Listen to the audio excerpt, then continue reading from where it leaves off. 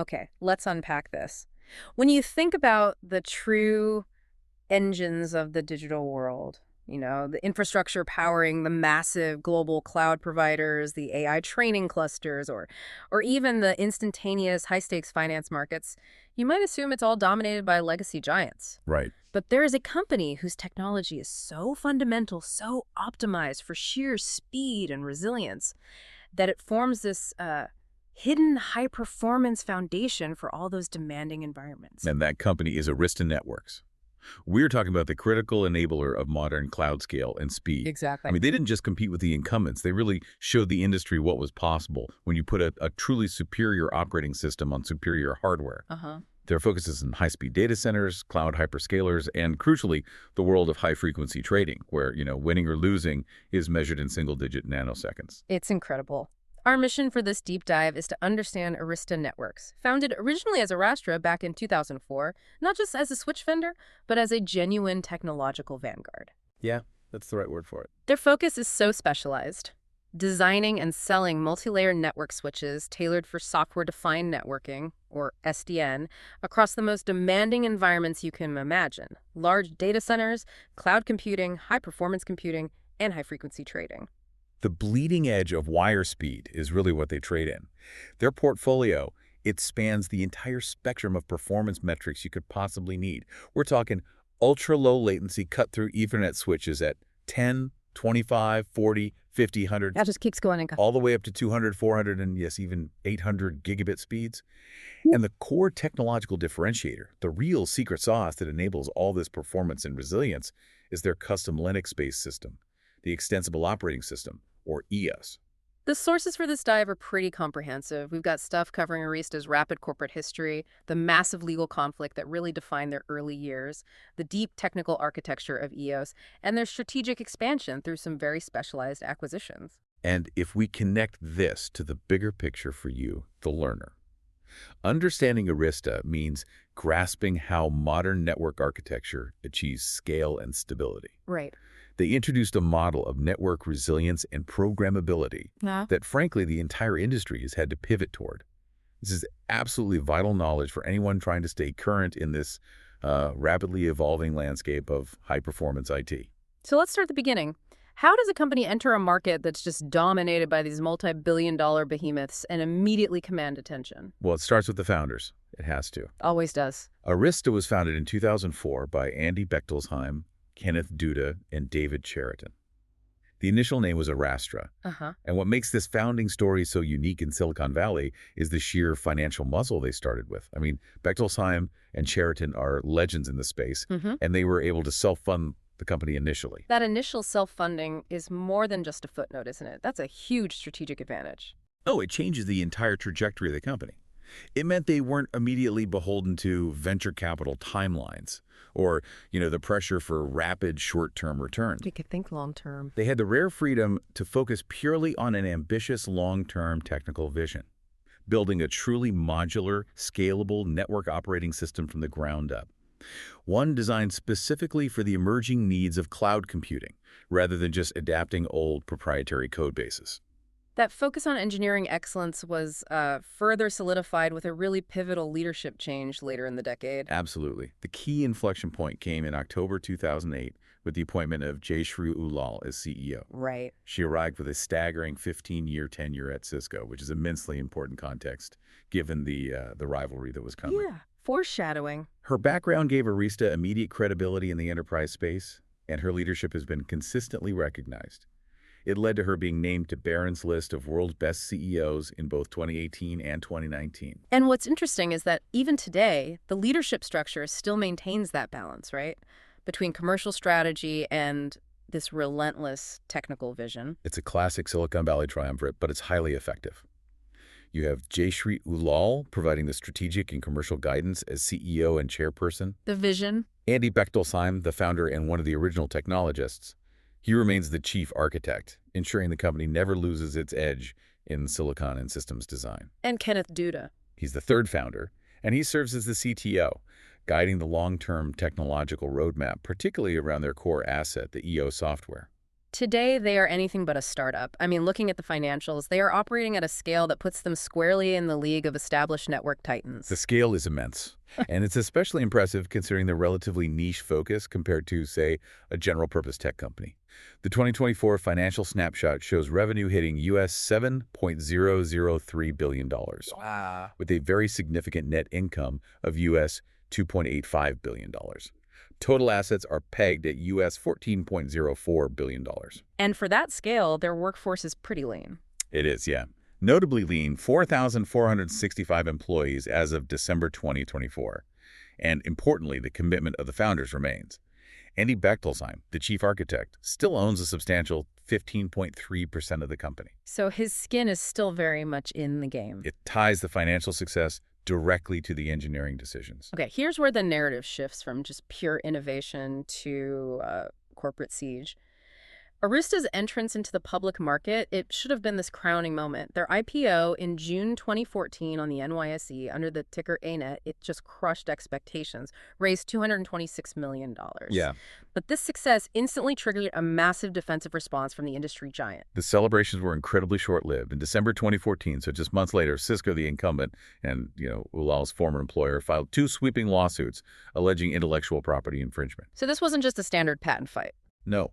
This was a direct existential challenge to Arista's core technology and, frankly, their entire business model. Cisco essentially argued that Arista copied their proprietary concepts and technology, right down to the command line interface. And the escalation reached an extremely high-stakes level, going beyond just standard federal court battles. That's right. The crucial forum was the United States International Trade Commission, the ITC. Right. The ITC handles issues related to unfair competition and, importantly, imports. In 2016, the ITC issued a limited exclusion and a cease and desist order. This upheld an import ban on specific infringing Arista products. Wait, an import ban? For a hardware company, that sounds catastrophic, a potentially fatal blow. Right. How does a company even survive when their entire supply chain and their ability to sell core products is threatened like that? It was corporate jeopardy at the highest possible level. I mean, that pressure forced Arista to double down on what made them unique, their software architecture. They had to innovate their way out of it. They had to prove and rapidly demonstrate that their design was fundamentally distinct and defensible. They navigated this threat in 2 ways. First, rapid product changes to design around the disputed patents, and second, really strong legal defenses. By the end of 2016, they successfully appealed the ban following those product changes, and crucially, they managed to have several of the key Cisco patents that were underlying the claims completely overturned.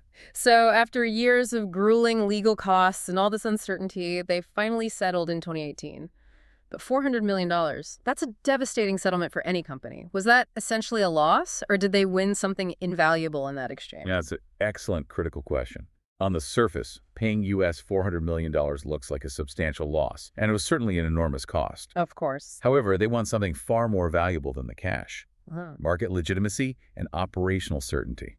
The August 2018 settlement included a complete release for all infringement claims by Cisco and the dismissal of Arista's own antitrust claims against Cisco. And the most strategic part. The most strategic part was that it formalized a 5-year stand-down period between the companies. A 5-year peace treaty. That must have been the ultimate strategic victory, just allowing them clear airspace to innovate. Precisely. This whole legal battle is a textbook example of conflict shaping innovation. The settlement validated Arista's existence and forced them, under intense pressure, to ensure their next-generation products were not just technically superior, but also legally distinct. So they basically paid their way out of litigation. And bought 5 years of distraction-free R&D time. It was the price of entry into the exclusive club of network giants. It also gave their engineers the internal mandate to create an operating system, EOS, that was fundamentally immune to the architectural rigidity of the old guard. That legal fight gives us the perfect pivot point into the core technology, because the Extensible Operating System, or EOS, is the reason they were able to survive that corporate siege and ultimately thrive. It really is. This is where we uncovered the deep architectural genius that changed the networking game. EOS is the single-image network operating system that runs across every single Arista device, regardless of the hardware scale. It could be the smallest 1U-fix switch or the massive modular chassis. And the starting point is Linux. The philosophical starting point is the foundation. It runs on an unmodified Linux kernel, Initially, it was Fedora-based, later rebased on CentOS, and now it's on Alma Linux. Okay, so it sounds like they just slapped Linux on a switch. Is it really that simple, or is there a huge security or complexity trade-off they had to manage there? That's the nuance we need to unpack. It's not just slapping Linux on the device. It's leveraging the power and the maturity of the Linux kernel while building this revolutionary decoupled architecture on top of it. And the benefit for the network engineer is standardization. Total standardization. Yeah. You don't have to learn some obscure proprietary shell. You can use standard Linux commands and tools, think TCP dump for deep packet inspection, or standard configuration management tools like Chef or Ansible that can run natively, or powerful scripting languages. All directly on the switch itself. All directly on the switch. It vastly simplifies integration into existing large-scale IT operations that already rely on Linux skills. But the truly revolutionary part for stability and resilience comes in the architecture they built on top of that standard Linux kernel. Let's talk about the modular design. The modularity is the key to their resilience pitch. Yeah. It's a direct response to the monolithic, single-process operating systems of the past. Right, where if one thing fails, everything fails. Exactly. ES uses over 100 independent regular processes, which they call agents. These agents are small, self-contained programs, and they're responsible for specific switch features. One handles the CLI, another handles the ASIC drivers, a third handles OSPF, a fourth handles BGP, and so on. They're all isolated from one another. So rather than having one giant engine running everything, they have over 100 small, specialized, independent teams. And the centerpiece that coordinates all these teams is this thing called SysDB. SysDB is the architectural masterstroke. It's a separate, centralized process that stores all the operational state of the switch and its protocols. Every single route, every MAC address learned, every configuration details, every operational status. It creates a complete decoupling of control and state. 100 separate agents all talking to a single state database. I mean, that sounds like a potential bottleneck. How did they ensure SysDB itself doesn't become the single point of failure? That's where the engineering effort went. SysDB is designed to be highly optimized for transactional integrity and speed. It focuses solely on state management, not complex processing. Think of it this way, and this answers your question about failure. Okay. Use the analogy of a decentralized government. The agents are like different specialized ministers. The Minister of Routing, the Minister of Security. They handle the complex tasks. But SysDB is the central national archive. Yeah. If the Minister of Routing suddenly fails or crashes due to a mistake, The archive is safe. the archive remains intact and uncorrupted. That brings us to the first critical property then, software fault containment. Yes. If the BGP routing agent crashes because it encountered a bug while processing a route update, that fault is strictly contained. Only that one BGP process is affected. The ASIC driver agent continues to operate, the forwarding plane keeps pushing traffic using the last known good state, and the entire core operating system just remains running. A fault in one place doesn't lead to a global failure. And because the operational truth is safely secured in that archive, they get the second, equally important property, stateful restarts. Right, so if that faulty agent restarts, it doesn't have to go through some lengthy initialization process or try to rediscover the entire network topology. It just reads from the database. It simply reads the current safe operational state directly from SysDB, instantly picks up exactly where it left off, and resumes forwarding traffic.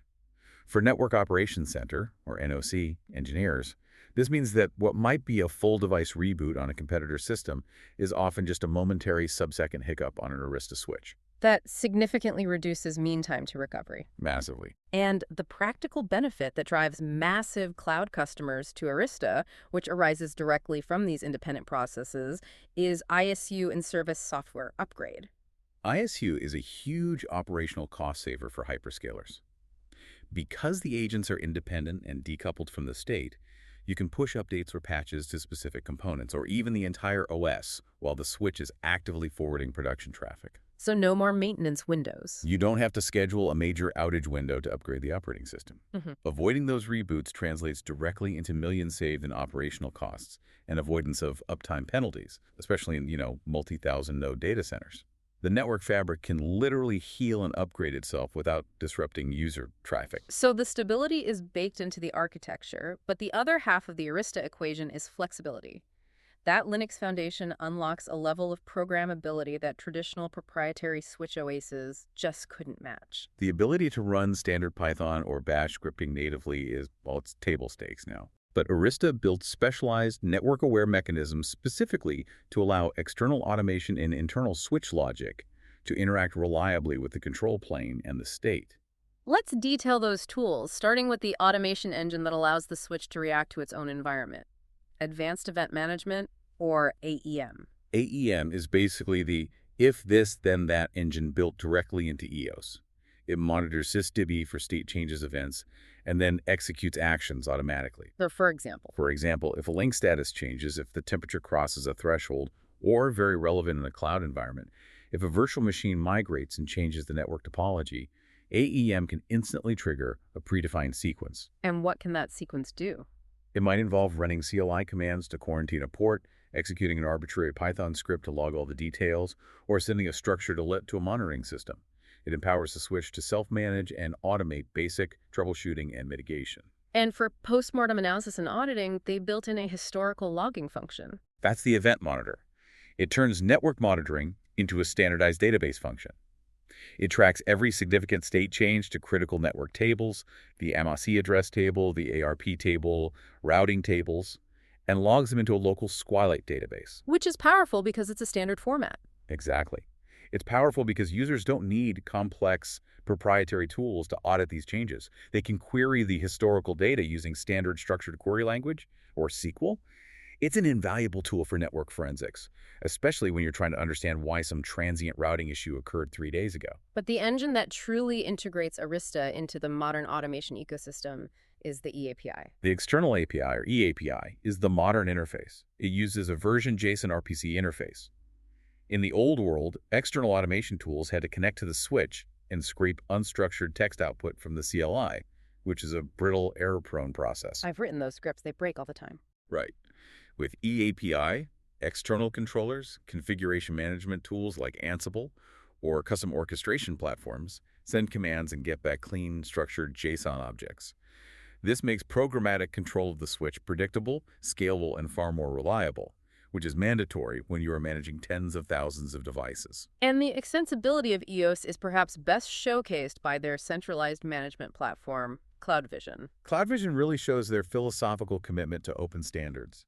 It essentially extends the switch's command line interface functionality and uses the Extensible Messaging and Presence Protocol XMPP as a shared, scalable message bus for management and configuration. And the brilliant part is they didn't reinvent the wheel. Not at all. They implemented this by simply integrating an existing robust open-source XMPP Python library into the EOS environment.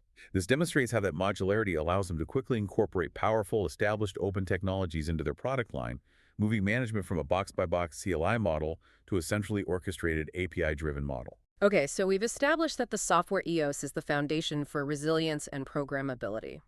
But that software is useless without the muscle, and Arista's hardware portfolio is highly specialized. It addresses 3 extremely demanding markets: massive cloud scale, routing with deep buffers, and the specialized domain of ultra-low latency trading. The diversity in their hardware lines is absolutely key to their success.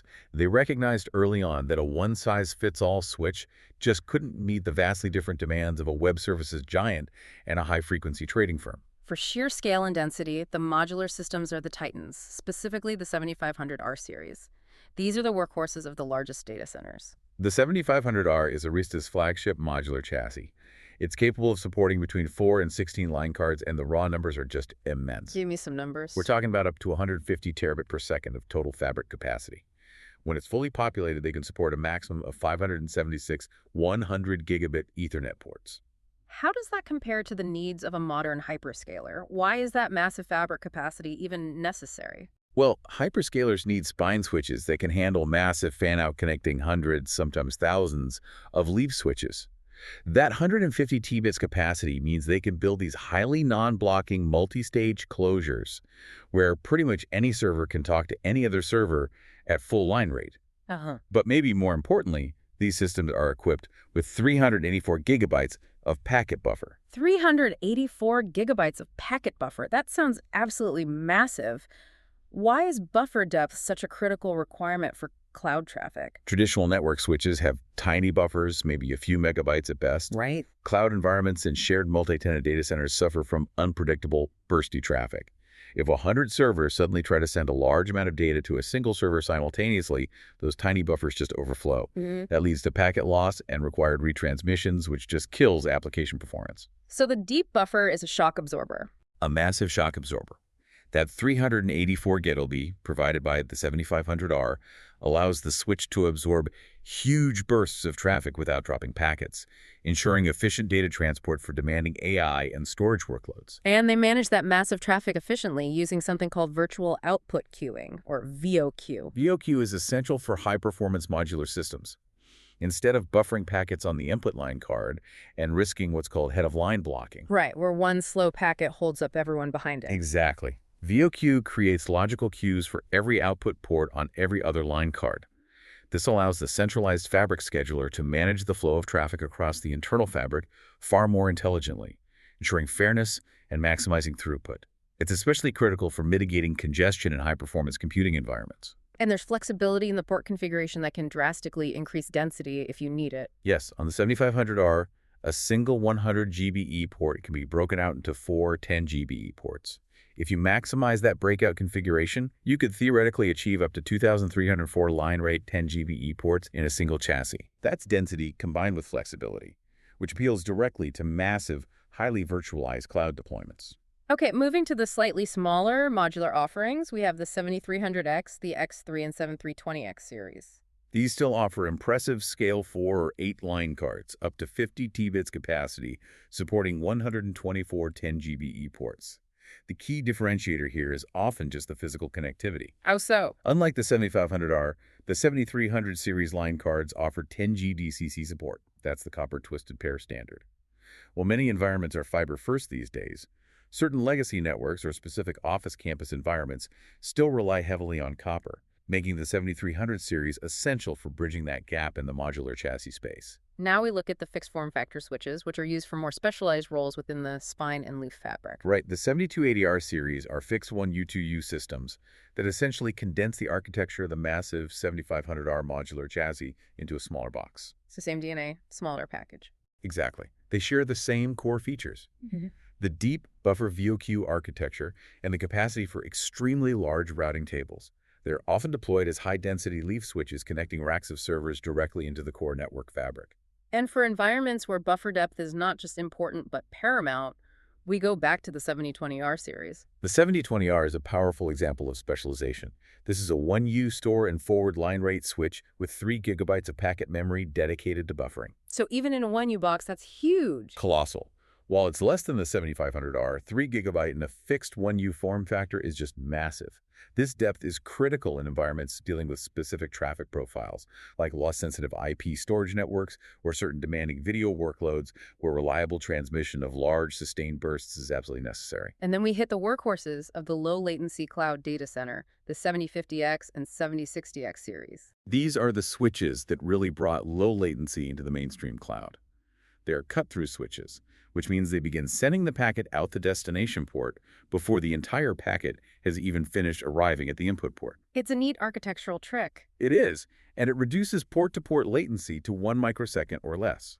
They utilize high-density merchant silicon like Broadcom Trident and Tomahawk and are offered in every permutation of 10, 25, 40, and 100 GBE configurations. They offer the density and speed required for the majority of high-scale general-purpose cloud computing. Okay, here's where the rubber meets the road. We talked earlier about how Arista cornered the market in high-speed finance. Sources indicate that as far back in 2009, a third of their customers were already big Wall Street firms. This is the domain of high-frequency trading, and the goal here is not microseconds, but nanoseconds. The market for HFT firms, like the clients at the Chicago Board Options Exchange or RBC Capital Markets, demands an almost impossible degree of speed advantage. It's an arms race. It is. If your trading system receives market data or executes an order just a few nanoseconds faster than the competition, that translates directly into millions in revenue. Arista built hardware specifically to win that race. Their initial benchmark in this extreme field was the 7150S series. So how did they achieve ultra-low latency here? The 7150S achieved sub-380 nanoseconds of port-to-port latency. And to give that some context, a nanosecond is a billionth of a second. It's almost impossible to comprehend. And this speed was maintained regardless of the frame size, which is a key technical achievement. But what made the 7150S a paradigm shift was its programmable nature. The switch silicon itself was designed to be reprogrammable. So instead of being locked into a fixed feature set that the manufacturer gave you, they could add capabilities later. Precisely. They could inject complex software logic, like support for VXLAN tunnels or network address translation, ATPAT, directly into the switch's forwarding pipeline. And they could have those features run at wire speed, meaning adding the feature didn't introduce any noticeable latency. This ensured the switch stayed relevant and competitive for much longer than previous generations. That theme of software control over the forwarding plane continues with the 7170 series. The 7170 series took programmability to the next level. These are high-performance, multifunction platforms based on barefoot Tofino packet processors.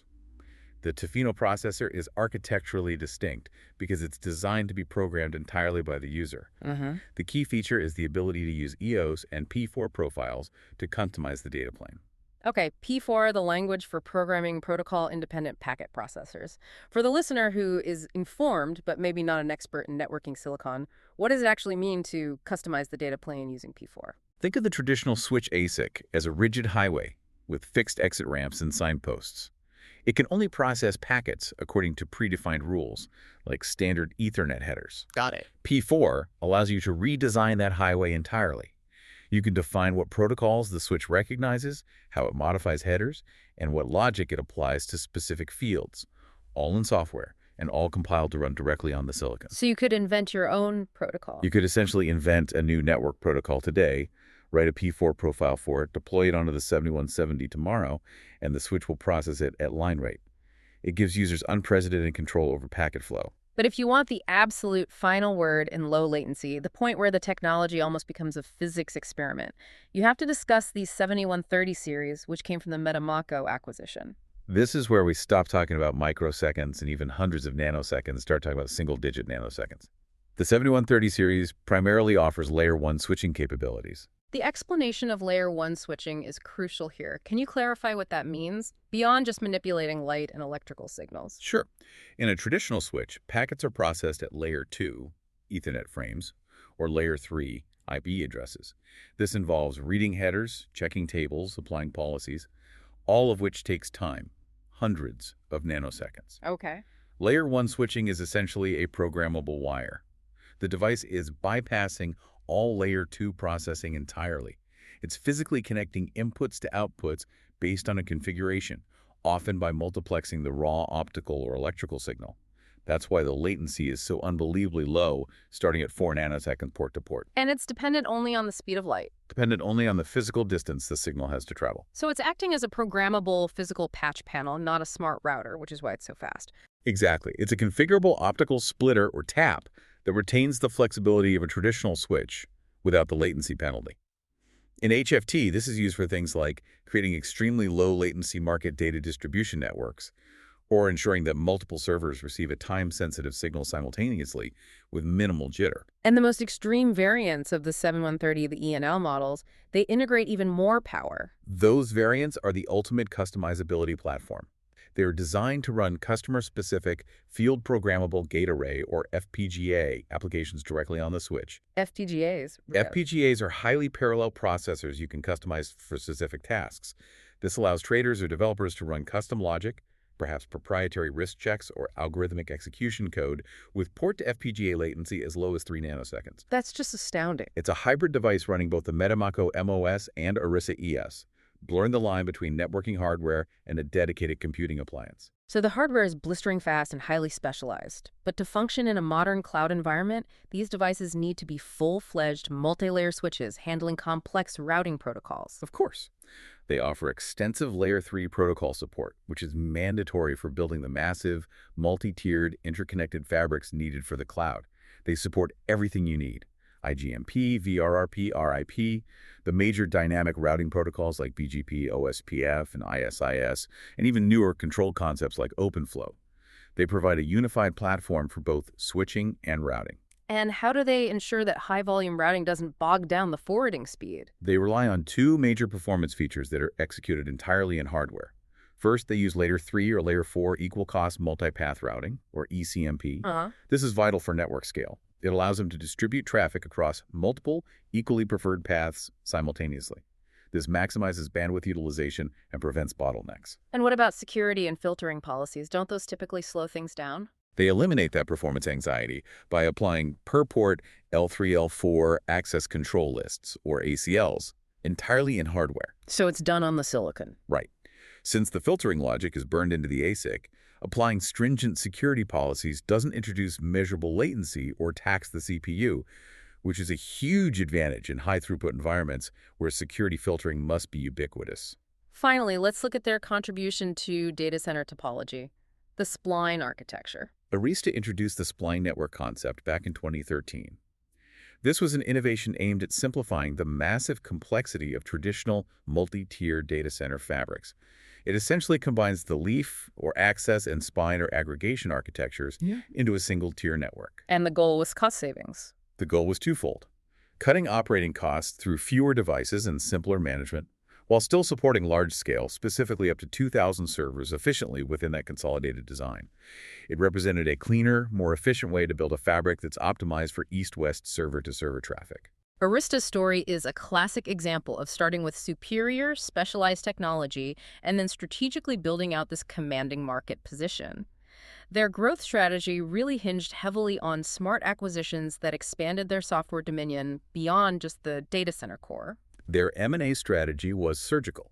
It was designed to fill specific technical gaps and secure specialized market segments. Let's start with the dual acquisitions in 2018, Mojo Networks and Metamako. What specific gaps did those fill? Well, Mojo Networks brought them wireless capabilities, which was essential for moving into the enterprise and campus market, a space where you absolutely need a unified wired and wireless management platform. Right. And Metamako was arguably even more critical. It integrated the 7130 ultra-low latency product line, which cemented their absolute technical lead in HFT. So these two moves simultaneously expanded them into the enterprise and locked down the specialized finance sector. Following that, they focused heavily on strengthening their position in SDN and multi-cloud networking control. That started with Big Switch Networks in 2020. Big Switch had been an early pioneer in software-defined networking solutions for network visibility and monitoring. Acquiring them immediately bolstered Arista's ability to offer multi-cloud networking solutions and centralized control. This was followed by Pluribus Networks in August 2022, which was aimed specifically at providing unified cloud network solutions, further enhancing their management and orchestration capabilities across geographically dispersed cloud fabrics. So these weren't random purchases. Not at all. They were designed to integrate best-of-breed SDN software directly into the EOS and CloudVision ecosystem. Network security is non-negotiable at this scale, so their move into detection and response must have been a necessary one. Absolutely. The acquisition of Awake Security in October 2020 addressed the critical need for network detection and response. Their platform uses AI to analyze network traffic and identify threats based on behavior. So it turns the network into a sensor. It allows Arista to offer end-to-end visibility and protection across the fabric, which is crucial for safeguarding the high-value data flowing through their switches. It turns their networking platform into a potent security sensor. And their most recent strategic move, scheduled for 2025, points directly toward the future: AI-driven campus networking and SD-WAN. The July 2025 acquisition of the VeloCloud SD-WAN portfolio from Broadcom is massive. Software-defined wide area networking, or SD-WAN, is the architecture for managing distributed enterprise connectivity. Okay. Acquiring VeloCloud catapults Arista into the AI-driven campus and branch networking space. The stated goal here is operational ease through zero-touch operations, proactive monitoring, and automated troubleshooting. So extending that EOS philosophy outward. It means extending the unified, simplified management philosophy of EOS and CloudVision from the data center core out to the remote office and the campus edge, all powered by AI insights into network performance. It's Arista looking to manage the entire networking domain, not just the data center anymore. Switching gears a bit, one of the unsung requirements for a company built on such complex technology is robust community support. How does Arista manage to support the thousands of network engineers who are running these incredibly fast and complex systems? They rely heavily on something called Arista Community Central. This resource is centralized, and it serves as the primary platform for technical professionals, customers, and partners to share knowledge, engage in discussions, and access technical resources related to their technologies. It's a critical hub for self-service support. What resources specifically stand out for the technical professional who needs an answer and needs it fast? The knowledge base is comprehensive and highly structured. It contains technical articles, detailed troubleshooting guides, configuration articles for obscure protocols, and best practices organized logically by technology. Right. For a network operations engineer who's facing an outage, having that structured knowledge immediately available is far more valuable than slogging through generic manual. Later for peer-to-peer engagement. They maintain a community forum. While the content is publicly available, active participation is restricted to registered users, which helps maintain the quality and the focus of the discussions. Furthermore, they invest in educational content. They offer videos and webinars, often hosted on the community YouTube channel, which are aimed at deep dives into complex features like P4 or advanced BGP configuration. It's a small detail, but I find it interesting that they even leverage AI internally for their own support infrastructure. Yeah, that's a key detail, showing their dedication to operational efficiency. They use an AI-powered search engine to enhance the user experience. When you're sifting through hundreds of configuration guides, having AI quickly surface the one relevant troubleshooting article based on your query dramatically cuts down the time to solution. Which is invaluable in high-stakes network operations. Every minute matters. To wrap up the strategic overview, we have to acknowledge that Arista operates in a brutal, highly contested field. I mean, they are up against companies that have dominated enterprise networking for decades. The field is fierce. Their major competitors include the traditional leaders like Cisco Systems and Juniper Networks, plus other formidable players such as Extreme Networks, Fortinet, the Aruba Networks division of Hewlett-Packard Enterprise, and Nokia. Given that formidable lineup, which is constantly innovating and acquiring technologies themselves, how have Arista managed to carve out such a successful and defensible niche in the high-end data center market? It truly boils down to the three core strategic choices they made from the very beginning. First, their willingness to embrace merchant silicon like Broadcom and Barefoot Tofino. Right. While competitors focused heavily on developing their own proprietary ASICs, Arista leveraged the fastest commercial chips available. This allowed them to bring bleeding-edge performance to market faster and often cheaper than the proprietary giants. So speed to market combined with the software differentiator. Exactly. Second, the Extensible Operating System, EOS. This is their crown jewel, a modular, open, Linux-based architecture that guarantees resilience through software fault containment and unparalleled programmability through the eAPI and AEM. This architecture allows hyperscalers to integrate Arista switches into their massive custom automation platforms with ease, a flexibility the legacy, proprietary operating systems often lacked. And finally, the specialization and the expansion. The strategic acquisitions sealed the deal. Acquiring Metamako locked down the ultra-low latency HFT space, which provides high-margin revenue and market credibility. And the recent push into software-defined solutions like VeloCloud for SD-WAN shows they are now extending their software dominance beyond the data center. They're directly challenging competitors on their own turf, the campus and branch, by offering a truly unified cloud-to-client architecture driven by superior software control. So they built a company focused on superior software control and raw speed. And that is how they successfully challenged the old guard. That brings us to the end of our deep dive into Arista Networks. Let's briefly synthesize the crucial knowledge nuggets we've established for you. The primary takeaway is that Arista is a story of architectural triumph. Their success hinges on the synergy between their Linux-based Modular Extensible Operating System, or ES, which guarantees resilience through stateful restarts and software fault containment, and their highly specialized hardware. Right. They cover the whole gamut. From the deep buffered, high-capacity 7500R series, which is essential for shock-absorbing cloud workloads, all the way to the 7130 series, which delivers mind-boggling 4-nanosecond Layer 1 switching, pushing the boundaries of physics for the financial markets. It's a company that enables two profoundly different but equally demanding worlds. They are the foundational layer for global cloud services that require elastic scalability, and they facilitate the fastest financial transactions on the planet. Their technology is literally moving critical data at the absolute speed of light for the most demanding customers across the globe. Their relevance is immense because they demonstrated that an open, modular approach could be more stable and faster than traditional proprietary designs. They really are the leading edge of what is technically possible in data transport and network control today. So, to leave you with a final provocative thought to continue your exploration, Arista's 7170 series leverages P4, a language specifically for programming the packet processing pipeline, allowing customized data forwarding logic. Furthermore, their strategy is heavily focused on integrating AI-driven management and campus networking via VeloCloud. Oh.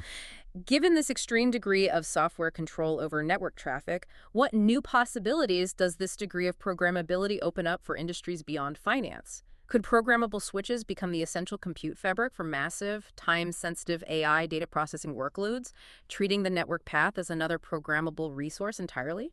Think about the implications of designing a custom network protocol specifically optimized for AI training data exchange. That's a deep dive for another day.